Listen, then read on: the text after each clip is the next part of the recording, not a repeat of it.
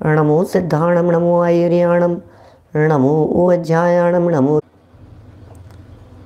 थोड़ा सा internet issue था, कोई बात नहीं। देखिए, यहाँ हम चल रहे हैं समय सार ग्रंथाधिराज 17वीं 18वीं गाथा, और इस 17वीं 18वीं गाथा के तुरंत बाद में क्या कहें या बीच में ही अमृतचंद्र स्वामी ने एक सुंदर कलश लिखा है, और वो जो सुंदर कलश है बड़ा मार्मिक है, और ये कहना चाहते हैं कि साध्य की सिद्धि यदि होती है तो स्वानुभव से होती है, अनुभव से होती है। कहते हैं ना, अनुभवी व्यक्तियों की बात ही कुछ और होती है। अनुभव से निकली गई जो वाणी होती है उसमें दम बहुत होता है, उसमें वजन होता है, उसमें पावर होती है। तो अनुभव की बातें यहाँ बतलाते हैं, उसके बिना आपके साध्य की सिद्धि होने वाली नहीं है, हमें मुक्ति की प्राप्ति होने वाली नहीं है, मोक्ष मार्ग रूपी मंजिल की प्राप्ति होने वाली नहीं है। इसलिए यदि मुक्ति रूपी मंजिल की प्राप्ति करनी हो तो हमें स्वानुभव की तरफ ध्यान देना चाहिए, स्वानुभव करना चाहिए। वो स्वानुभव किस तरह से करें, तो उन्होंने कहा जानो पहचानो और अनुभव करो। माने ज्ञान, दर्शन और चारित्र, इसके माध्यम से ही जब अनुभव होता है तो साध्य की सिद्धि हो जाती है। ये बात यहाँ कह रहे हैं। 17वीं 18वीं गाथा तो आज नहीं पढ़ूँगा, सीधे 20 नंबर के कलश पर आ जाते हैं। देखिए, 59 नंबर का यह पेज है, और कलश की उत्थानिका की 3 लाइनें अपन पढ़ रहे हैं, 2 लाइनें। अब आचार्य देव कलश रूप काव्य लिखते हैं। ये 17 18वीं गाथाएं भी ऐसी गाथाएं हैं कि जिनकी टीका के बीच में ही आचार्य अमृतचंद्र ने कलश रूप काव्य लिखा है। 17वीं 18वीं गाथा की टीका के बीच में कलश काव्य लिख दिया है। 20 नंबर का कलश है, पहले कलश फिर पद्यानुवाद। मूल कलश देखिए, अमृतचंद्राचार्य स्वामी के शब्दों को यहाँ सुन रहे हैं। कथमपि समुपात त्रित्वमप्येकताया अपतितमिदमात्म ज्योतिरुद्गच्छम् सततमनुभवामोऽनन्त चैतन्य चिह्नं न खलु यस्मादन्यथा साध्य सिद्धि। त्रैरूप्यता को प्राप्त है पर ना तजे एकत्व को, यह शुद्ध निर्मल आत्म ज्योति प्राप्त है जो स्वयं को। अनुभव करें हम सतति चैतन्यमय उस ज्योति का, क्योंकि उसके बिना जग में साध्य की हो सिद्धि ना, साध्य की हो सिद्धि ना। त्रैरूपता को प्राप्त है पर ना तजे, 3 रूपता को प्राप्त है, दर्शन रूप, ज्ञान रूप, चारित्र रूप। त्रय रूपता को प्राप्त है पर ना तजे एकत्व को, एकत्व को नहीं छोड़ता है। 3 रूपता को प्राप्त होने पर भी एकत्व को जो नहीं छोड़ता है, ये लिख रहे हैं त्रय रूप्यता को प्राप्त है पर ना तजे, किसको नहीं तजे कि एकत्व को। वो शुद्ध है, वो निर्मल ज्योति, क्या वो शुद्ध निर्मल ज्योति प्राप्त है जो स्वयं को, जो अपने आप को प्राप्त है, वो निर्मल ज्योति प्राप्त है। ये वही बात कह रहे हैं जो 17वीं 18वीं गाथा की टीका में अमृतचंद्र स्वामी ने कह दिया हमारे को। भाई साहब, आबाल गोपाल सबको सुलभ है, प्राप्त है। अरे गुरुदेव श्री के शब्दों में यदि मैं बात कहूं तो मैं ये कह सकता हूं, प्राप्त नहीं प्राप्ति थाय छे,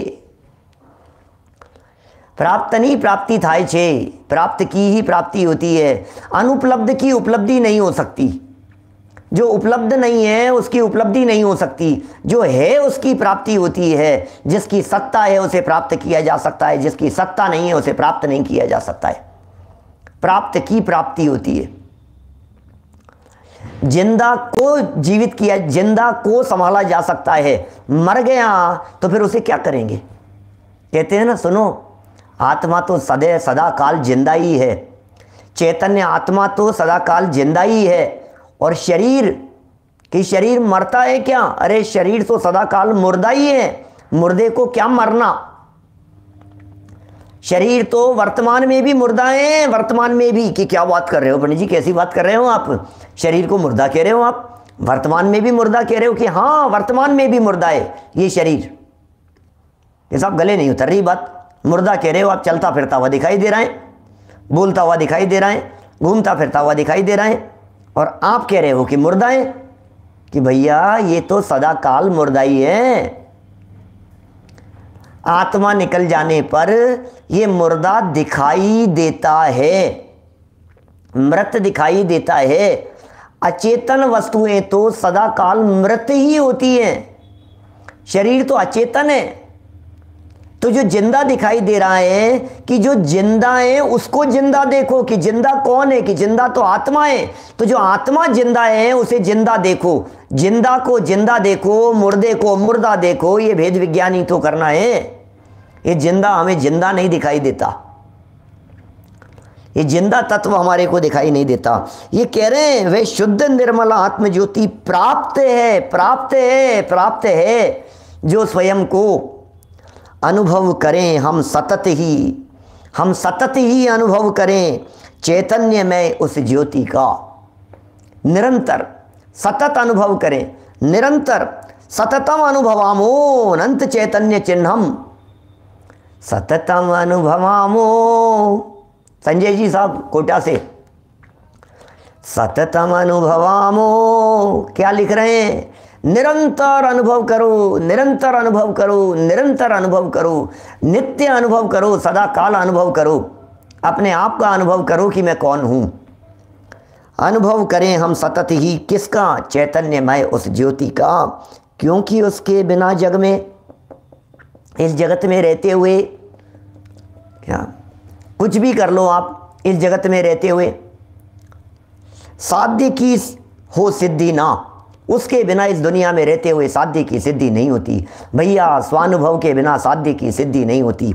साध्य क्या है? साध्य है सुख की प्राप्ति। उसकी सिद्धि क्या है? कि उपलब्ध हो जाना, उस अतीन्द्रिय आनंद का रसास्वादन हो जाना, ये है सिद्धि। अतीन्द्रिय आनंद, उसकी प्राप्ति, ये है साध्य। अतीन्द्रिय आनंद की प्राप्ति करना ये साध्य है। और जिस प्रकार से वो प्राप्ति हो जावे, जब प्राप्ति हो जाती है तो कहते हैं सिद्धि हो गई। ये कह रहे हैं आप जो सुखी होना चाहते हैं, आप जो आनंदित होना चाहते हैं, आप जो अपने दुख, कष्ट, तकलीफ, पीड़ा, परेशानियां, इनसे मुक्त होना चाहते हैं, बोले अपने में आ जाओ, फिर कोई परेशानी नहीं है। भाई साहब, हमारे महामुनिराज नग्न दिगंबर वीतरागी संत 0 डिग्री टेम्परेचर में नग्न दिगंबर विचरण करते हैं। कष्ट क्यों नहीं है उन्हें? नंगे पांव चल रहे हैं, कष्ट क्यों नहीं है उन्हें? ये तो कंपलसरी है ना प्रत्येक मुनिराज के जीवन में। क्यों? स्वानुभव है, स्वानुभव। अरे उससे भेद विज्ञान है, बाहरी परिस्थितियों से भेद विज्ञान है, संयोगों से, परिस्थितियों से, सबसे भेद विज्ञान करते हुए अपनी निज चैतन्य ज्योति का ही अनुभव करते हैं। स्वानुभव के बिना भ्रमता ही रहा हूं मैं। कल भी सुनाई थी शायद ये लाइनें। स्वानुभव के बिना रुलता ही रहा हूं मैं, कभी नरकों में, कभी स्वर्गों में भ्रमता ही रहा हूं मैं।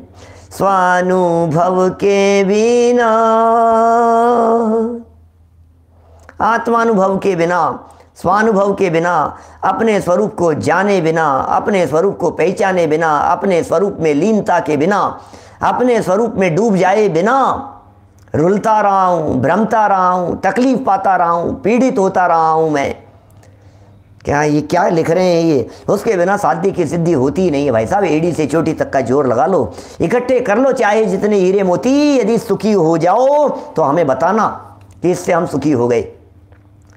हमें बताना 1 करोड़ में सुखी हुए कि 5 करोड़ में सुखी हुए, 25 करोड़ में सुखी हुए कि 500 करोड़ में सुखी हुए।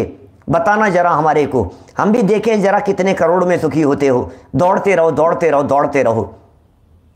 ये नहीं साहब पंडित जी क्या बताएं, बाहर में सब कुछ है लेकिन घर में शांति नहीं है। अरे क्या बात कर रहे हो आप? सब कुछ है, नौकर चाकर हैं, सुविधाएं हैं, हीरे माणिक मोती जवाहरात सब कुछ हैं। आगे पीछे एक आवाज़ लगाते हैं तो 4 नौकर दौड़ते हुए चले आते हैं, लेकिन फिर भी क्या बतलाएं, शांति नहीं है। क्या बतलाएं, शांति नहीं है, शांति नहीं है। पता नहीं क्या बात है, बेचैनी है, चित्त में बेचैनी है, पीड़ा है अंदर में बहुत ज़्यादा। किस बात की पीड़ा है कि पता नहीं क्यों। माथे गर्म है, बाहर में एसी में बैठे हुए हैं, बाहर में कूलिंग बहुत ज़्यादा है, ठंडक बहुत ज़्यादा है, लेकिन उसके बावजूद भी क्या। प्रतीक भाई क्या लिख रहे हैं आप? 25 लाख करोड़ की संपदा हो अंबानी जी की। 25 लाख करोड़ की है क्या संपदा? मुझे तो खबर ही नहीं थी ये बात। और फिर उसके बावजूद भी कितने सुखी है। मैं आपसे पूछता हूँ, लाखों करोड़ों अरबों की संपत्ति हो तो खाएगा क्या? खाएगा तो रोटी ही ना। करोड़ों अरबों की संपत्ति वाले को भी कभी रसगुल्ला खाने का भाव आता होगा ना, तो रसगुल्ले तो गोल्ड के खाता होगा ना। गोल्ड के रसगुल्ले नहीं, डायमंड का रसगुल्ला बना करके खाऊंगा आज तो मैं। क्या मेरे पास इतना पैसा, मैं भी कोई हल्का रसगुल्ला क्या 50 रुपये 100 रुपये, मुझे आइडिया नहीं है क्या क्या भाव आते हैं। ये घर के बनाए हुआ शुद्ध प्रासुक ये रसगुल्ला खाऊंगा मैं अरबपति, मैं इतना संपन्न, इतना सा रसगुल्ला इतना सस्ता। दाम पूछ लिए आपसे कि रसगुल्ला कितने का बना होगा कि साहब 200 रुपये का एक रसगुल्ला, 200 रुपये का एक रसगुल्ला। 200 रुपये में तो 1-2 किलो आ जाते होंगे। 200 रुपये का एक रसगुल्ला नहीं, 2000 रुपये का एक रसगुल्ला है। अब तो बहुत अच्छा है कि नहीं, मैं इतना अरबपति व्यक्ति, सिर्फ 2000 रुपये का रसगुल्ला, मैं तो गोल्ड का खाऊंगा, मैं तो डायमंड का खाऊंगा। कि मूर्ख, खाने के लिए तो रोटी चाहिए। क्या बात कर रहे हैं? हीरे माणिक मोती, मोतियों की दाल, गजब हो गया, खा सकते हैं आप। गोल्ड की रोटी, ओ गोल्ड की रोटी, डायमंड जड़े हुए, खाओ जरा, मजा आएगा उसमें। क्या मजा आएगा? भूखा भूखा मर जाएगा, भूखा। क्या बोलो? पानी पीना है मेरे को। नहीं नहीं, पानी नहीं पीऊंगा मैं तो सिल्वर का लिक्विड पीऊंगा। क्योंकि मैं पानी कैसे पी सकता हूं, मैं इतना संपन्न व्यक्ति। सिल्वर का लिक्विड पीऊंगा मैं तो। वाह वाह वाह, बहुत बढ़िया। कितना सुखी होगा भैया। स्वानुभव के बिना सुख नहीं होता। अरबों अरबपति व्यक्ति हो, बोलो मैं आपको एक वाक्य ऐसा बताऊं जिसमें वो व्यक्ति परेशान हो जाए। अरबों अरबपति व्यक्ति हो और उस व्यक्ति को यदि उसका बच्चा पलट करके सामने जवाब दे देवे, रात भर नींद नहीं आए, संपत्ति कोने में पड़ी रहे, धिक्कारे ऐसी संपत्ति को कि मेरा बेटा ही मुझे पलट करके सामने जवाब दे दिया, क्या करूं? शांति नहीं है। दादा की पंक्तियां हैं लिखी हुई, बहुमूल्य जगत का वैभव यह है, क्या हमको सुखी बना सकता, अरे पूर्णता पाने में क्या इसकी है आवश्यकता। बोलो, मुझे यदि पूर्णता की प्राप्ति करनी है तो मुझे एक बात बतला दीजिए, इसकी क्या आवश्यकताएं हैं? आपको पूर्णता की प्राप्ति करने के लिए अणुव्रत और महाव्रत तो चाहिएंगे। आपको महाव्रत तो चाहिए पूर्णता की प्राप्ति करने के लिए, लेकिन आपको gold, silver, diamond, Ruby, emerald ये नहीं चाहिए, ये नहीं चाहिएंगे, इनकी जरूरत नहीं है। क्या बात क्या लिख रहे हैं, हम कहाँ दौड़ रहे हैं भैया। स्वानुभव के बिना, स्वानुभव के बिना, अनुभव के बिना सामने वाले गालियाँ दे रहे हैं, अपशब्द कह रहे हैं, बुरा भला कह रहे हैं, और मुझे मेरे स्वरूप का यदि भान है तो दुनिया में कौन व्यक्ति मुझे दुखी करने में समर्थ है। दीपेश जी, दुनिया में कौन व्यक्ति मुझे दुखी करने में समर्थ है, बतलाइए। मैं यदि अपने स्वभाव में चला जाता हूँ, न मुझे रोटी से सुख होता है, न मुझे मेवा मिष्टान से सुख शांति की प्राप्ति होती है। अंदर का आनंद लेने वाले तीर्थंकर परमात्मा, अरे शांतिनाथ, कुंथुनाथ, अरनाथ जैसे परमात्मा, 6 खंड की विभूति जिनके सामने थी, सौदर में इंद्र जैसे, इंद्र सारी व्यवस्थाएं जन्म से उनके लिए किया करते थे, उसके बावजूद भी बोले स्वानुभव की जो शांति है वो यहाँ नहीं है। करोड़ों करोड़ों रत्न गर्भ में आने के पहले से बरस रहे थे, क्या गर्भ में आने के 6 महीने पहले से रत्न बरस रहे थे। आप सोचिए, कल्पना कीजिए, उसके बावजूद भी 6 खंड की विभूति को छोड़ करके चले गए। क्यों? क्योंकि अंदर का आनंद मिल गया। वो मिल गया जिसकी उन्हें अनादि से तलाश थी, वो मिल गया उन्हें। क्या मिल गया? किसके भरोसे छोड़ करके चले गए, बतलाइए आप। कुछ तो था, कुछ तो अवलंबन मिला होगा, कुछ तो बात रही होगी। या अमृत चंद्र आचार्य देव यहाँ कह रहे हैं उन्हें स्वानुभव मिल गया है, उन्हें अपना अनुभव हो गया है, उन्हें अपनी खबर हो गई है। प्रभु जी अब ना भटकेंगे संसार में, अब अपनी हो, अब अपनी खबर हमें हो गई।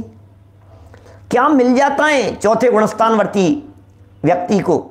गृहस्थ है, श्रावक है, चौथे गुणस्थान वाला है। मैं कहता हूं यदि इस चतुर्थ गुणस्थान में अनुभव नहीं होवे तो वो मुनि बनने के लिए कदम बढ़ा नहीं सकता। धर्मेंद्र जी साहब, ऐसा हो नहीं सकता। चौथे गुणस्थान वाला व्यक्ति यदि उसे अनुभव नहीं हुआ, चौथे गुणस्थान वाले व्यक्ति को, वो कैसे बन जाएगा मुनि? कैसे छोड़ने को तैयार हो जाएगा? कैसे गृहस्थी का त्याग कर देगा? कैसे संपदा का त्याग कर देगा? कैसे सारे भोग सामग्री, विषय भोग सामग्री का त्याग करके चला जाएगा? अरे वो स्वाद चख लिया है अंदर में, वो स्वाद चख लिया है, उसका आनंद अंदर आ गया है, वो फीलिंग में वो बात आ गई है। अब जो चीज आ गई है उसका प्रचुर वेदन करने के लिए बोले दीक्षा लेऊंगा मैं तो। चल दिया छोड़ घर बार, कुटुंब परिवार, धार मुनि बाना। क्यों चल दिया ये घर बार छोड़ करके? क्यों चल दिया ये परिवार छोड़ करके? क्यों चल दिया ये संपदा छोड़ करके? क्योंकि भैया इस संपदा की तुलना में वो जो आनंद है, वो आनंद हावी हो रहा है संपदा के ऊपर। क्या समझ में आ रही है बात? ये जो सारी संपदा, एक तरफ सारी संपदा है और दूसरी तरफ वो नंगे पांव, नग्न दिगंबर दशा, सर्दी, गर्मी, भूख, प्यास, अंतराय, सारी परिस्थितियां, ये सारी परिस्थितियां एक तरफ है। और इन परिस्थितियों के साथ में वो आत्मा के स्वभाव का अतीन्द्रिय आनंद है, इन परिस्थितियों के साथ में। और इसके साथ में आनंद नहीं है। उस आनंद को माइनस कर दिया जाए और फिर सारी संपदा दे दी जावे। हम बोलते हैं दर्शन पाठ में, हे जिनेंद्र देव आपके बिना नहीं चाहता, हे जिनेंद्र देव आपके चरणों की शरण के बिना चक्रवर्ती भी होना और नहीं अखरता जैन धर्म से सहित दरिद्री भी होना। मैं यदि जिन धर्म के साथ में दरिद्री भी यदि बना रहूं तो मुझे रंच मात्र भी अखरता नहीं है। और जैन धर्म दर्शन के बिना, इस स्वानुभव के बिना यदि चक्रवर्तित्व का वैभव भी यदि मुझे प्राप्त हो जावे तो धिक्कार है ऐसे वैभव को। मुझे नहीं चाहिए ऐसा वैभव। सोचना जरा,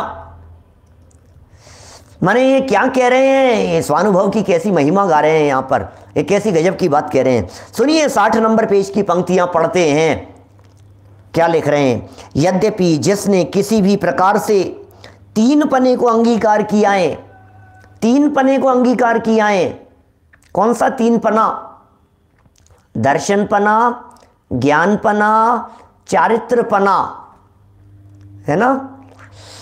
इसको जिसने अंगीकार किया है तथापि जो एकत्व से च्युत नहीं हुई है, तथापि जो एकत्व से च्युत नहीं हुई है, एकत्व से च्युत नहीं है, ऐसी निर्मलता से उदय को प्राप्त है। और अनंत चैतन्य है चिन्ह जिसका, जिसका चिन्ह क्या है, उस आत्म ज्योति का चिन्ह क्या है? ऐसी आत्म ज्योति अनंत चैतन्य, चैतन्य चैतन्य वास रहे हो रे, चैतन्य चैतन्य वास रहे हो रे। बस चैतन्य चैतन्य चैतन्य, चेतना ज्ञान लक्षण से सहित, ज्ञान और आनंद स्वभाव स्वरूप से युक्त, ये जो चेतना लक्षण वाला जो ये चैतन्य तत्व है, ऐसी आत्म ज्योति का हम निरंतर अनुभव करते हैं, क्योंकि उसके अनुभव के बिना साध्य की सिद्धि नहीं होती। उस अनुभव के बिना, ऐसा आचार्य देव कह रहे हैं, अनुभव के बिना साध्य की सिद्धि नहीं होती। कितना सुंदर वाक्य है। वाक्य क्या लिखा हुआ है? अनुभव के बिना साध्य सिद्धि नहीं होती। मैं नहीं लिख रहा हूं, यह अमृत चंद्राचार्य देव का वचन है। हम नहीं लिख रहे हैं। हम कौन ये बात कहने वाले? ये तो आचार्यों के वचन है, ये तो वीतरागी संतों के वचन है। ये वीतरागी संत ये कह रहे हैं, तुमने खीर बनवा ली, तुमने मालपुए बनवा लिए, तुमने इडली सांभर डोसे, तुमने क्या कहेंगे उसे, चूरमा बाटी, और क्या क्या नाम लूँ, आपको जो पसंद हो वो नाम जोड़ लीजिए आप। ये सब चीज़ें हमने बनवाई और सबका हमने स्वाद लेने का प्रयत्न किया, लेकिन फिर भी शांति नहीं मिली, फिर भी शांति नहीं मिल रही है, फिर भी आनंद नहीं आ रहा है। ये क्यों नहीं आ रहा है आपको आनंद? इसलिए नहीं आ रहा है आपको आनंद, साध्य की सिद्धि क्यों नहीं हो रही है? क्योंकि अनुभव के बिना, यहाँ जो अनुभव के बिना कह रहे हैं, ये आत्म अनुभव की बात कर रहे हैं। अनुभव तो हर व्यक्ति कर रहा है, लेकिन आत्म अनुभव का सवाल है। राजीव जी साहब आगरा से, यहाँ तो आत्म अनुभव का सवाल है। अनुभव माने आत्म अनुभव हुआ कि नहीं हुआ, ये कहना चाह रहे हैं यहाँ। देखिए, देखो पिछले कलशों में कहा था कि दर्शन ज्ञान चारित्र के बिना साध्य सिद्धि नहीं होती। दर्शन ज्ञान चारित्र के बिना साध्य सिद्धि नहीं होती, ये पीछे कही गई थी बात। और यहाँ कहा जा रहा है कि आत्मानुभव के बिना साध्य सिद्धि नहीं होती। दो अलग अलग बातें हो गई ना। पहले कह दिया दर्शन ज्ञान चारित्र से सिद्धि होती है, ये कहा था पीछे 17वीं 18वीं गाथा जब अपन ने शुरू की थी, तब भी हमने ये बात कही थी। और काफ़ी चर्चा, एक तो पूरा प्रवचन ही दर्शन ज्ञान चारित्र के लिए हुआ था कि भैया पहले ज्ञान करो, फिर श्रद्धा करो और फिर प्रवर्तन करो। पूरा प्रवचन इसी प्रोसेस के ऊपर लगाया था अपन ने। चाहे वो रोटी खाने की बात हो, चाहे घूमने की बात हो, चाहे कोई चीज़ खरीदने की बात हो, कहीं जाने आने की बात हो, कोई भी काम हो दुनिया में, किसी भी तरह का, किसी भी प्रकार का कोई भी काम हो, हर काम में सबसे पहले जाना जाता है, फिर भरोसा किया जाता है और फिर प्रवर्तन किया जाता है। यही प्रक्रिया है। इसके बिना काम होता ही नहीं है। पूरे दुनिया में कभी कभी कोई ऐसा काम होता ही नहीं है जिसमें आपका दर्शन नहीं हो, माने ज्ञान नहीं हो, श्रद्धा नहीं हो और प्रवर्तन हो जाए। ऐसा कैसे होगा? 90 नंबर के प्रवचन में कही थी ये बात।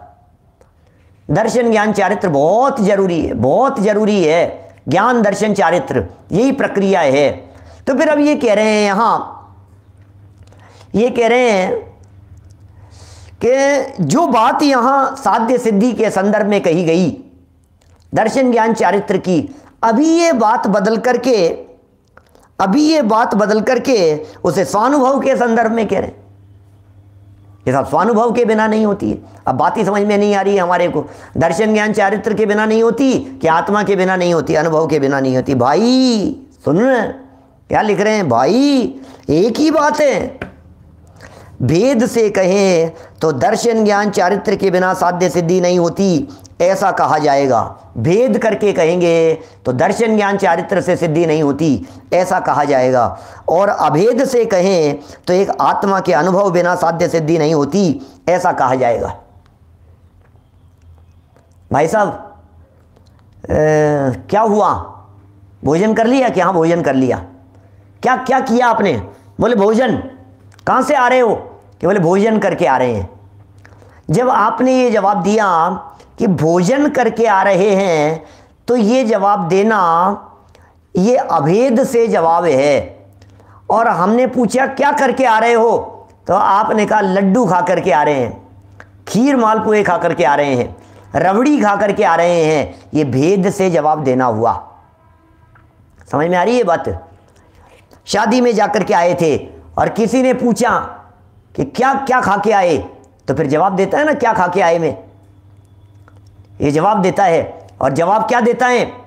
खाई थी, रोटियां भी खाई थी, सब्जी भी खाई थी, लेकिन रोटी सब्जी नहीं बतलाता है, ये बतलाता है गुलाब जामुन थे।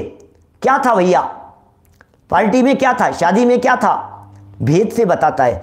भेद भी इतना भेद करके बतलाता है, वहां रोटी नहीं बोलेगा, वहां पुड़ी नहीं बोलेगा, वहां चने की सब्जी नहीं बोलेगा, वहां टिंडे बने थे, लौकी बनी थी, ये नहीं बतलाएगा। भोजन में क्या था, खाने में क्या बनाया था उन्होंने यहां, तो कहा मिश्री मावा गुलाब जामुन। क्या क्या कर दिया इसने? मिश्री मावा गुलाब जामुन, बस ये बना था। क्या बनाया भैया? उनके यहाँ क्या बना था? बोले ये बने थे। तो दो चार तरह की जो चीज़ें हैं, जो स्पेशल चीज़ें हैं, बस वो बात वो जवान से कह देता है और कहता है ये बना था, केवल मिठाई का नाम बतलाता है। ऐसे ही ये कह रहे हैं यहाँ पर, भैया अभेद से बात करो तो एक ही वाक्य कहा जा सकता था, खाना बहुत अच्छा था। ये तो अभेद से कथन हो गया। भेद करके कथन करें तो कहेंगे रबड़ी बहुत अच्छी थी, ये भेद करके कथन हो गया। और रबड़ी बहुत अच्छी थी, अकेली रबड़ी नहीं थी, चीजें तो बहुत सारी थी वहां, लेकिन रबड़ी को हाईलाइट करके कथन कर दिया, मिश्री मावे को हाईलाइट करके कथन कर दिया। और अभेद से कथन करें तो भोजन बहुत अच्छा था। इसी तरह से कहना चाह रहे हैं, अनुभव के बिना साध्य सिद्धि नहीं होती, आत्मानुभव के बिना साध्य सिद्धि नहीं होती। ये बात तो अभेद से कही गई है। जब भेद करके कथन करते हैं तो ज्ञान दर्शन चारित्र के बिना साध्य सिद्धि नहीं होती, ये भेद करके कथन कर दिया। और वस्तु स्थिति यह है कि अकेले ज्ञान दर्शन चारित्र भी नहीं है, ज्ञान दर्शन चारित्र जैसे अनंत गुण हैं, उनके बिना साध्य सिद्धि नहीं होती। तो स्वाद तो सारे अब आत्मा का लिया था, परिपूर्ण आत्म तत्व का स्वाद लिया था, तीन को हाईलाइट कर दिया और अभेद रूप से कथन किया, तो आत्म अनुभव के बिना साध्य सिद्धि नहीं होती, स्वानुभव के बिना साध्य की सिद्धि नहीं होती, ऐसा कहा जाएगा। माने कथन है भाई साहब, अनेकांत है हमारे यहाँ। जैन परंपरा में जब भी कथन किए जाते हैं तो उन कथनों में विवक्षाएं होती है, अपेक्षाएं होती है। कौन सा कथन कौन सी अपेक्षा से किया गया है, इस बात को जानो नहीं तो काम नहीं चलेगा। प्रदीप पाटनी जी साहब, माने यहाँ जो ये बात कह रहे हैं, अमृतचंद्र स्वामी जो ये बात कह रहे हैं, ये कह रहे हैं अभेद से साध्य सिद्धि होती है कि साहब थोड़ी देर पहले कह रहे थे भेद से साध्य सिद्धि होती है। बोले भेद से भी होती है और अभेद से भी होती है। तो फिर साहब एक बात बताओ ना, कि एक बात क्या बताएं तुम्हारे को? पहले भेदों से जाना जाता है, फिर अभेद का अनुभव किया जाता है। अब दोनों ही हैं, कैसे कहें? आप यहां से बंबई गए तो सामने वाले ने पूछा कैसे आए, कैसे आए? अब आप दो जवाब दे सकते हैं, फ्लाइट से आए।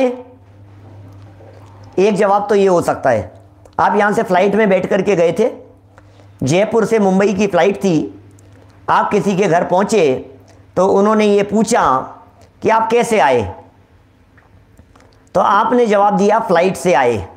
मैं आपसे पूछता हूं, क्या फ्लाइट से आए ये बात संभव है?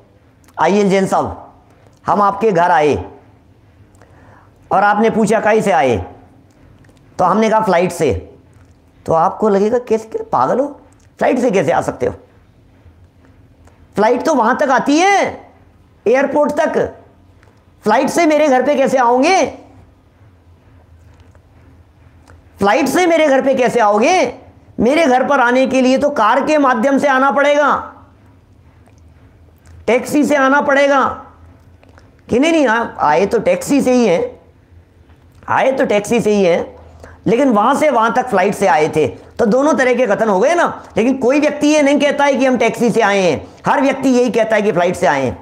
कैसे आए भाई साहब? फिर वो प्रयोजन की दृष्टि से बात करें तो काम की बात करेंगे, इस काम से आए थे। वो पूछने पर मैंने कैसे आए आप जयपुर से, कैसे आना हुआ उसमें जवाब दिया जाएगा किस काम से। और यहां जो जवाब दिया जाता है ट्रेन से आए, फ्लाइट से आए, नहीं अपनी पर्सनल गाड़ी से आए, तो अलग अलग तरह के जवाब देंगे। हमारे यहाँ कैसे आए, तो कई तरह के जवाब हो सकते हैं। ये कह रहे हैं दर्शन ज्ञान चारित्र, दर्शन ज्ञान चारित्र। पहले ये दर्शन ज्ञान चारित्र है फ्लाइट की तरह क्या, फिर फ्लाइट से आए कि फ्लाइट छोड़ करके आए, जवाब देना। क्या वो ऊपर कैसे, इधर कहां से आए, लाइट नहीं आ रही थी कि नहीं, लिफ्ट से आए, लिफ्ट से आए कि लिफ्ट छोड़ करके आए, सीढ़ियों से आए कि सीढ़ियां छोड़ करके आए। आप किधर से आ गए, मेन गेट से, तो मेन गेट से आए कि मेन गेट छोड़ करके आए। लेकिन मेन गेट छोड़ करके आने को भी मेन गेट से आना कहते हैं, लिफ्ट छोड़ करके आने को भी लिफ्ट से आना कहते हैं, सीढ़ियां छोड़ करके आने को भी सीढ़ियों से आना कहते हैं। फ्लाइट को एयरपोर्ट पर छोड़ करके आप टैक्सी ऑटो पकड़ करके आए, फिर भी आप यही कहते हैं कि फ्लाइट से आए। अरे यही बात है भाई साहब, इसे झूठ नहीं कहा जाता, ये तरीका है ये कथन करने का। दर्शन ज्ञान चारित्र, ये जो तीन कहे जाते हैं, इन तीनों से काम हुआ, लेकिन तीनों के विकल्प को छोड़ने से हुआ। तो जब दर्शन ज्ञान चारित्र इन तीनों के विकल्पों को छोड़ने से हुआ, तो आप दर्शन ज्ञान चारित्र से साध्य सिद्धि कैसे कहते हो? बस ऐसे ही कहते हैं, क्योंकि वो स्टार्टिंग वही थी, मार्ग वही था, रास्ता वही था, उस पूर्वक काम किया है। देखिए आगे, इन दोनों कथनों में कोई अंतर, कोई विशेष अंतर नहीं है, मात्र विवक्षा भेद है, क्योंकि वही आत्मज्योति तीन पने को प्राप्त हुई है, वही आत्मज्योति तीन पने को प्राप्त हुई है, और उसी ने एकत्व को नहीं छोड़ा है, पर है तो वह आत्मज्योति ही, आत्मा ही। तीन पने होते हुए भी एकत्व को नहीं छोड़ा है, इसलिए वो आत्मज्योति ही है, आत्मा ही है। तात्पर्य यह है कि सुखी होने का एकमात्र उपाय आत्म साधना ही है। अंडरलाइन कर सकते हैं, बोल्ड अक्षरों में लिख सकते हैं, अंतर की गहराई में इस वाक्य को उतार सकते हैं। इस वाक्य का जितना चिंतन करना हो, जितना विश्लेषण करना हो, उतना विश्लेषण कर लेना। जब जब बाहर में दौड़ने का मन हो, इस वाक्य को याद कर लेना कि सुखी होने का एकमात्र उपाय आत्म साधना ही है। सुखी होने का एकमात्र उपाय आत्म साधना ही है। सुखी होने का एकमात्र उपाय आत्म साधना ही है। एकमात्र, एकमात्र, ओनली एंड ओनली। आप देखिए अमृत चंद्राचार्य देव ने क्या लिखा था, न खलु यस्माद अन्यथा साध्य सिद्धि। कलश में क्या लिखा था, न खलु, नहीं है वास्तव में, है ही नहीं। न माने नहीं, खलु मतलब वास्तव में, निश्चय से तो नहीं है कोई और, अन्य था, अन्य साध्य सिद्धि, साध्य की सिद्धि वास्तव में यदि देखा जाए तो दूसरे किसी साधन से होती ही नहीं है, ये लिख रहे हैं। आचार्यों के वचन है भाई, आचार्यों के वचन है। इसके अलावा दूसरी और कोई विधि है ही नहीं, स्वानुभव के अलावा दूसरी कोई प्रक्रिया है ही नहीं कि साहब स्वानुभव की प्रक्रिया बतलाओ पंडित जी, आप तो स्वानुभव की प्रक्रिया बतलाओ। स्वानुभव के बिना काम नहीं होता, स्वानुभव की प्रक्रिया बतलाओ। आप क्या सुनना चाहते हो कि 3 माला रोजाना फेरा करो, ये बतलाएंगे पंडित जी? स्वानुभव के बिना साध्य सिद्धि नहीं होती। स्वानुभव की विधि यही है कि 3 माला रोजाना फेरा करो, 4 माला का जाप कर लिया करो, रोजाना 2 पूजा कर लिया करो, यही है स्वानुभव की विधि। आइए जैन साहब, अंडरलाइन कर दिया आपने। एकमात्र, क्या एकमात्र। खा लो, पी लो, घूम लो, स्पर्शन इंद्रिय के भोगों को भोग लो, रसना इंद्रिय के विषयों को चख लो, खा लो, घ्राण इंद्रिय के विषयों को इकट्ठा कर लो, चक्षु इंद्रिय के विषयों में प्रवृत्त हो जाओ, कर्णेंद्रिय के माध्यम से कितना भी सुनो, कितनी भी सरसता की बात करो, कुछ भी कर लो आप, और क्या कर सकते हो आप? अच्छे अच्छे डल्लप के गद्दों पर सो जाओ, अच्छे अच्छे एसी रूम बनवा लो, हॉल बनवा लो, अच्छे डाइनिंग हॉल बनवा लो, अच्छी डाइनिंग टेबल पर बैठ करके भोजन कर लो, पांचों इंद्रियों के विषय भोगों को जितना दम लगा करके भोगना हो उतना भोग लो, जितना जो करना हो तुम्हारे को, एड़ी से चोटी तक का जोर लगा लो। तीर्थ यात्राएं कर लो, पद यात्राएं कर लो, शरीर बिल्कुल एक्सरसाइज कर लो, बिल्कुल फिट हो जाओ आप। बिल्कुल ऐसा फिट हूं मैं तो, तन करके चलता हूं। 2-2 3-3 बच्चे हैं, उनके बहुए हैं, पोते पोती हैं, खूब सब तरह से भाई साहब, सब तरह से सर्व प्रकार की अनुकूलता है। शांति कितनी है ये बताओ, चैन कितना है? और यदि सुख शांति और चैन है, यदि आप कदाचित कह भी दो मुझे मालूम है, क्या मुझे मालूम है, ये बातें सामने से कई व्यक्ति कह भी सकते हैं ये बात, अरे पंडित जी बहुत शांति है अपने जीवन में, तो पंडित जी अपने जीवन में तो बहुत शांति है, क्या बहुत शांति है? सुनो, आपके जीवन में शांति है, यदि संयोगों के आधार पर आप शांति की बात कह रहे हैं तो मैं आपको दावे के साथ कह सकता हूं ये ज़्यादा लंबे समय तक चलने वाली नहीं है, चलेगी नहीं, ये टेम्परेरी है, सब टेम्परेरी। हम यहां परमानेंट की बात कर रहे हैं, तुम टेम्परेरी की बात मत करो, ये सब टेम्परेरी बातें हैं। तुम्हें लग रहा है बहुत आनंद तो है, आनंद तो है पंडित जी, मजा तो आ रहा है पंडित जी लाइफ में, तो पंडित जीवन तो बहुत अच्छा है, अपने तो बस बच्चे पोते सब, अरे भैया ऐसी बहुएं आई है हमारे घर में, खूब ऐसे अधर हाथों पर रखती हैं। आज के समय में 6-6 पोते हैं हमारे, पोते पोतियां, फिर भी दादा दादी को ऐसे रखते हैं बिल्कुल, अरे जैसे अपनी तो जिंदगी सफल है भाई साहब। अधर रखते हैं, हाथों पर रखते हैं, उठा उठा करके अपने को हर चीज़, अरे अपने को कुछ करने की ज़रूरत नहीं है। बच्चे भी इतने होशियार हैं, सारे बिजनेस संभाल लिए, सब कुछ संभाल लिए, आज आज्ञा में चलते हैं, कितनी शांति लग रही है मेरे को। भैया ये परमानेंट नहीं है, ये परमानेंट नहीं है। ये सारी अनुकूलताएं थी, थोड़े दिन बाद में जब घुटने दर्द करेंगे तो बच्चे क्या करेंगे और पोते क्या करेंगे? थोड़े दिन बाद में जब बीमारियां आकर के घेर लेगी तो क्या करेंगे बच्चे पोते? थोड़े दिन बाद में जब कमर का दर्द होगा, जब डॉक्टर ऑपरेशन की कहेगा, तब क्या करेगा? थोड़े दिन बाद में जब हार्ट की प्रॉब्लम आएगी, जब किडनी की प्रॉब्लम आएगी तो सारी संपदा धरी रहेगी। जब डॉक्टर पलट करके जवाब दे देंगे कि कुछ नहीं किया जा सकता है, हम कुछ नहीं कर सकते हैं, तब क्या करेगा भैया ये बता मेरे को?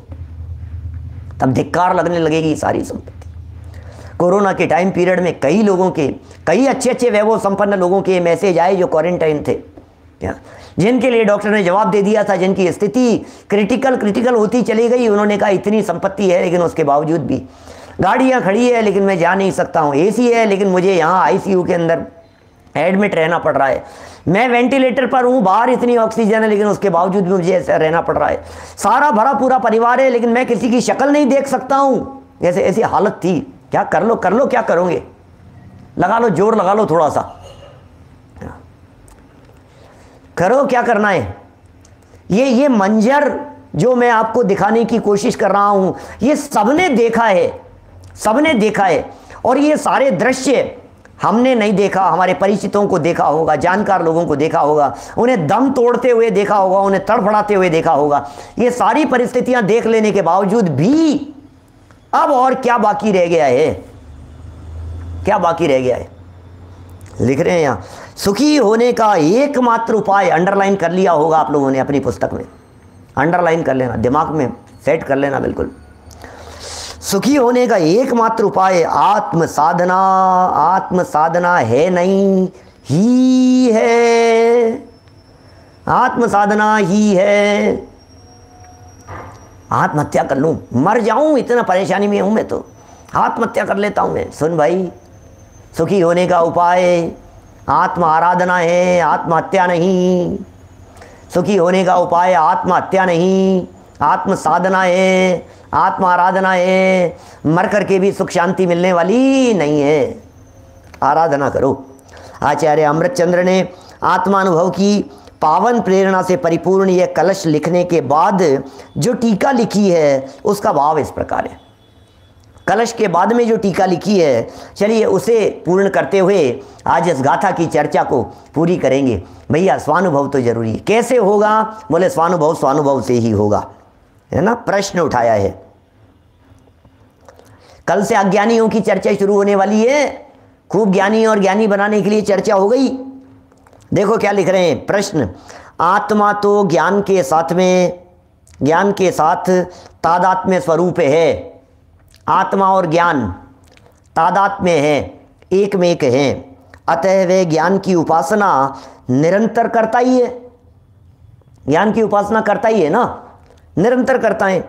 फिर भी उसे ज्ञान की उपासना करने की प्रेरणा क्यों दी जाती है? जब वो आत्मा ज्ञान के साथ में अभेद है तो हमारा प्रश्न यह है कि उसे ज्ञान की उपासना करने की प्रेरणा क्यों दी जाती है? आप ऐसी प्रेरणा क्यों दे रहे हो कि ज्ञान की उपासना करो? ज्ञान तो सदा काल है मेरे में। इस तीन लोक में ऐसा कोई आत्मा नहीं जिस आत्मा में ज्ञान नहीं। लेकिन धन्य है वे जीव जिनके ज्ञान में आत्मा है। सर्व जीवों के आत्मा में ज्ञान है, लेकिन धन्य वे जीव हैं जिनके ज्ञान में आत्मा है। ओह, आपके ज्ञान में क्या है? आत्मा में तो ज्ञान है, ज्ञान के बिना तो आत्मा नहीं है। ज्ञान के बिना तो आत्मा नहीं है, लेकिन ज्ञान में आत्मा है या नहीं है ये बतलाइए। ज्ञान में यदि आत्मा है तो आपकी स्वर्ग के देव लोग आकर के आरती उतारेंगे। देव उतर करके आएंगे आपकी आरती उतारने के लिए। देव लोग जय जयकार करेंगे।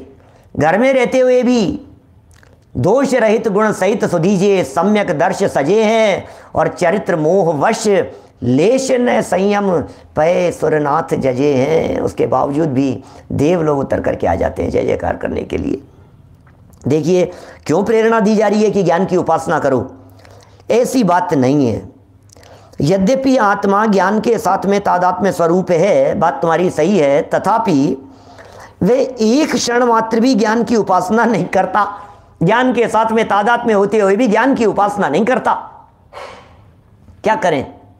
अरे मैं ये कहता हूं, एक व्यक्ति, कितना आश्चर्य जैसा लगता है कि किचन में, घर में मेवा, मिष्ठान, लड्डू, गुलाब जामुन, रसगुल्ले, नमकीन, अनेक प्रकार की नमकीन, अनेक प्रकार की मिठाइयाँ, अनेक प्रकार के फल, अनेक प्रकार के अलग अलग तरह की क्वालिटी के सामान पड़े हुए हों, और ये व्यक्ति मर गया कि कैसे? कि बोले भूख से मर गया, भूखा मर गया। आश्चर्य होता है भैया।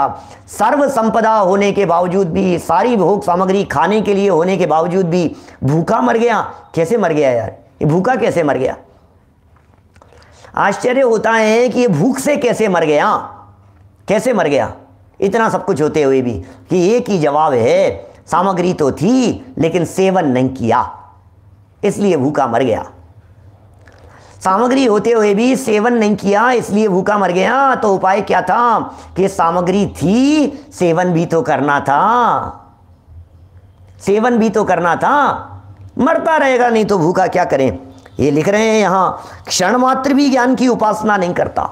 एक क्षण मात्र भी ज्ञान की उपासना नहीं करता, ज्ञान होने के बावजूद भी, क्योंकि ज्ञान की उत्पत्ति या तो स्वयं बुद्धत्व से होती है या फिर बोधित बुद्धत्व से होती है। यह अमृतचंद्राचार्य देव के शब्द हैं, टीका के शब्द हैं। ऊपर दिख रही है संस्कृत के सेकंड लाइन में, स्वयं बुद्ध बोधित बुद्धत्व कारण पूर्वत्वेन लिख रहे हैं यहां। फिर बोधित बुद्धत्व से होती है। तात्पर्य यह है कि या तो काल लब्धि आने पर स्वयं ही जान ले, या फिर कोई उपदेश देने वाला मिल जाए तो जान ले। भूख से मर रहा था भैया, क्या हो गया? या तो स्वयं ही घर में देख लेता कि ये खाने की क्या सामग्री है, या फिर किसी व्यक्ति के उपदेश से पता लग जाए कि तेरी भूख मिटाने का उपाय, ये यहाँ एप्पल रखी हुई है, यहाँ केला रखा हुआ है, इसका सेवन कर और भूख मिटा ले। दोनों तरह की बातें हो सकती है। कितना सुंदर लिखते हैं? देखिए दो बातें कह दी है यहां, या तो स्वयं बुद्धत्व या बोधित बुद्धत्व। इसका मतलब या तो काल लब्धि आने पर स्वयं ही हो गया काम, स्वयं ही काम हो गया, और या फिर बोधित बुद्धत्व, किसी दूसरे के द्वारा उपदेश दिए जाने पर काम हो सकता है।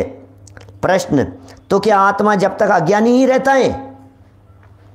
तो क्या आत्मा तब तक अज्ञानी ही रहता है जब तक कि वह या तो स्वयं नहीं जान लेता या फिर किसी के द्वारा समझाने पर नहीं जान लेता? तब तक अज्ञानी बना रहेगा क्या? हाँ, तब तक अज्ञानी बना रहेगा। ज्ञान से युक्त होने पर भी उसके ज्ञान में आत्मा नहीं है ना, इसलिए अज्ञानी बना रहेगा। हाँ, बात तो ऐसी ही है, क्योंकि उसे अनादि से सदा अप्रतिबुद्धत्व ही रहा है, अज्ञान दशा ही रही है। क्या करें भाई साहब, अनादि से ये अप्रतिबुद्ध का लक्षण बतलाएंगे आगे 19वीं गाथा में, कल करेंगे चर्चा। 2 मिनट बाद में अपन बंद हो रहा है, समय अपना पूरा हो गया है। माने आगे अप्रतिबुद्ध का लक्षण, अज्ञानी का लक्षण। कौन होता है अज्ञानी? अज्ञानी किसे कहते हैं? अज्ञानी का क्या स्वरूप है? उसके दुख के क्या कारण है? अब तो ये सरल बातें हैं और थोड़ा सा गहराई लिए हुए झकझोर देने के लिए, अपने ऊपर चोट मारने के लिए आचार्य कुंद कुंद स्वामी और अमृत चंद्र स्वामी आगे लिखने वाले हैं। यहां लिख रहे हैं टीका में स्वयं बुद्धत्व, क्या लिख रहे हैं? टीका में स्वयं बुद्धत्व और बोधित बुद्धत्व, बुद्धित्व, स्वयं बुद्धत्व और बोधित बुद्धित्व की बात कहकर निसर्गज और अधिगमत सम्यक दर्शन की ओर संकेत किया है। तत्वार्थ सूत्र महाशास्त्र, तीसरा सूत्र। प्रमोद जी भाई साहब, सम्यक दर्शन ज्ञान चारित्राणी मोक्ष मार्ग है, तत्वार्थ श्रद्धानम सम्यक दर्शनम तन निसर्गाद अधिगमाद्वा। तीसरा सूत्र है तत्वार्थ सूत्र का, निसर्गज और अधिगमज, निसर्गज और अधिगमज, निसर्ग से, अधिगमज अधिगम से। या तो स्वभाव से सम्यक दर्शन हो जावे या किसी के उपदेश से सम्यक दर्शन हो जाए। जहां स्वयं बुद्धत्व कहकर के पुकारा गया है वहां कह दिया है निसर्ग से हो गया। जहां बोधित बुद्धत्व कहकर के पुकारा गया है वहां दूसरे के उपदेश से सम्यक दर्शन की प्राप्ति हो गई। कैसे भी हो सकता है भैया, खुद कर लो या दूसरे से करा लो, काम तो यही करना है। समझ में आ रही है बात भैया? काम तो इसी से होना है कि नहीं मैं नहीं कर पाऊंगा, तुम नहीं कर पाओगे तो किसी और से करवा लेना, लेकिन ये करवाना, ये काम, इस काम के बिना निस्तारा मिलने वाला नहीं है। जैसे कई तरह की चीज़ें होती है ना दुनिया भर में, ये गवर्नमेंट फॉर्मेलिटीज होती है बहुत सारी, ये यार मैं कर नहीं पा रहा हूँ कि कोई बात नहीं, तुम नहीं कर पा रहे हो तो किसी को कह करके करवा लो। तुम यदि बाहर हो तो किसी को कह करके ये काम करवा लो। समझ में आ रही है बात? लेकिन करना जरूरी है। तो किसी के उपदेश से हो जाए या स्वयं की बुद्धि से हो जावे, इस और यहाँ संकेत किया गया है।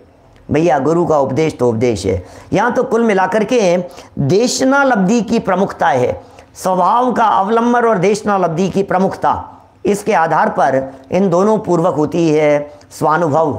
इसका नाम है स्वानुभव।